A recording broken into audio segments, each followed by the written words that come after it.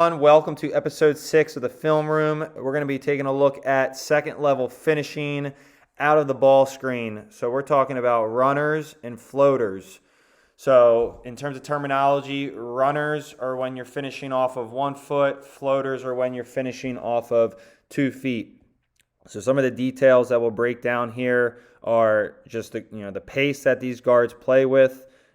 Just how they're able to go through their progressions as they come off the level of the screen, their setups, how they're going to create separation before they come off the screen, and then again just being able to make the read versus the big that is in drop coverage and knowing when to utilize that runner or floater. So just to clarify, for all these clips, the defensive coverage is going to be where the primary on-ball defender is chasing over the top, and the big is in drop trying to contain the basketball. So we'll get started here. Tyus Jones coming off the ball screen here, and then just great pace. Again, he's in a crowd. You got the defender just kind of digging here.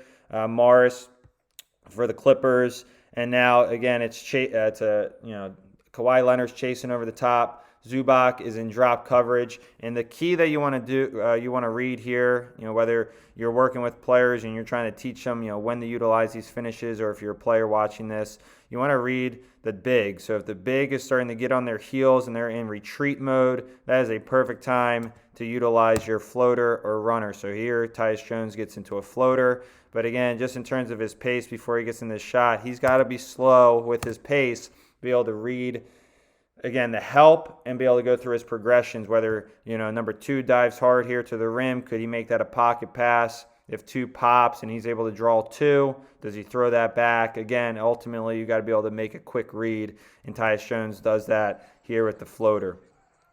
And again, these floaters and runners are just they're great finishes for any guard, whether they're small, your smaller guards, taller guards, being able to just be able to finish over the big instead of trying to attack the big and try to create a tough finish at the rim. Just being able to utilize these finishes where, they're just great crafty finishes in space. So you see D Rose there with the runner. Again, D Rose with the runner here, turns the corner off this ball screen here, and again you can see where the big is just in retreat mode. So that's Brook Lopez, and you can see how his feet are just dropping off. He doesn't want, if he steps up, again, if you got bigs in drop and they're stepping up to try to contain the basketball, guards are too quick to be able to change pace and get by them. So that's why these guys have to be able to retreat. And again, these guards here, especially all these guys in these clips are, playing at the NBA level. They know once they come off that level of the screen and the guy's chasing over and the big's dropping back like that, that's an automatic runner or floater for these guys. And again, just a great quick read. And again, that is something that I like to teach my players in any situation where the defense is chasing over the top. Again, D Rose here with the runner. Again, you can see how the big is just continuing to retreat. They're on their heels. And you can see how these guys just play with great pace. I like to teach my players how to just probe, slow up their pace. And then again, it makes it a guessing game for the defense. So again, you got the big Valanciunas retreating back, and Damian Lillard is just able to get into his runner. And as he's playing with that slow pace, again, just to look at the rest of the floor, as he's going through this pace, he's just reading the help. So again, he's trying to see if he can kick out to anyone. So again, you got Cantor there that's starting to dive to the rim. Can he drop that off late? But that pocket's not there. Can he try to skip that to Simmons there, the weak side corner? And again, in the moment, you got to be able to make a quick read. Those passes may be there, but are they going to be able to? Are those going to be passes that get those guys good looks? Whether it's a rhythm shot here in the weak side corner, or is this a good drop off pass to Cantor for him to finish at the rim? So again, Damian Lillard just makes a great decision, and he's confident that he's going to be able to get into that floater, into that runner for his finish. Another key teaching point for you, for whether you're a player watching this or you're trying to help your players in different situations, off the ball screen. Best time to get into floaters or runners, or when the big or whoever's protecting the rim, when their hands are down. So you can see here DeAndre Jordan hands are down. So anytime you got the defender's their hands are down, especially shot blockers, it's a perfect time to be able to get into these runners or floaters. So, and again, it's got to be a quick decision. So you got you want to be able to come off, be slow, read the floor. So if this was a little clearer picture, you'd see that Halliburton here, he would have his eyes back to the middle of the floor. He's closing the gap. He's got Kyrie chasing him. And then again, you got where Jordan's retreating on his heels, reads that his hands are down, and he has the space to get into a clean runner there. Again, good pace by these guys. Change the pace off the level. Creates that separation to turn the corner. And again, number 8 here, heels. I think that's Bobby Portis.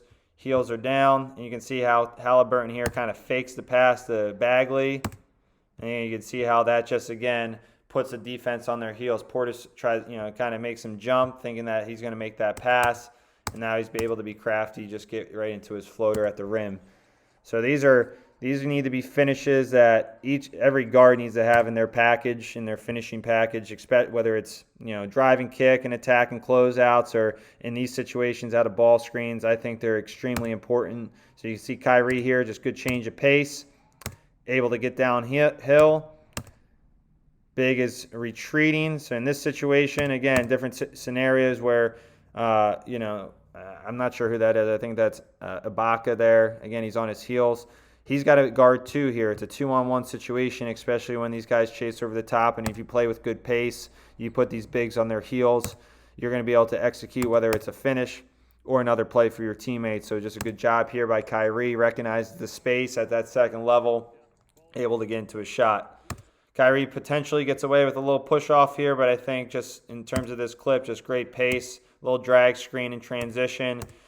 Mitchell's tracing over the top. You got one of the best, if not the best, defensive player in terms of rim protector in the NBA on his heels, because he knows that with Jarrett Allen rolling to the rim, that could be a potential lob. So again, there's just these guys at this level are just extremely tough to guard, because every player is pretty, for the most part, extremely skilled, can knock down shots, and especially these guards here can just make great plays for themselves or for their teammates. And you can just, without the push off, I just think it's good pace from Kyrie coming off the level here, and just being able to go through his progressions and just being able to get to his spots to utilize that floater. LaMelo, potentially going to be Rookie of the Year. Again, he's got a great game in the second level. And again, just going through these clips, just watch how these guys play with good pace. They're slow. They're under control when they get to that, when they come to that stop to finish, whether it's off 1 or off 2. They got great body control, great footwork. And you can see this last clip here. I love this. Good change of pace. Slows down. This will be another episode that will break down, with a dribble hold. So you'll have to watch for when that episode comes out. But a good dribble hold here to keep an athletic Jaylen Brown on his back, so he can be able to push out the space here, and then just be able to, again, second level. So when I say second level, it's right below the free throw line, and that's usually where you got to be able to work on, get into these floaters or these runners.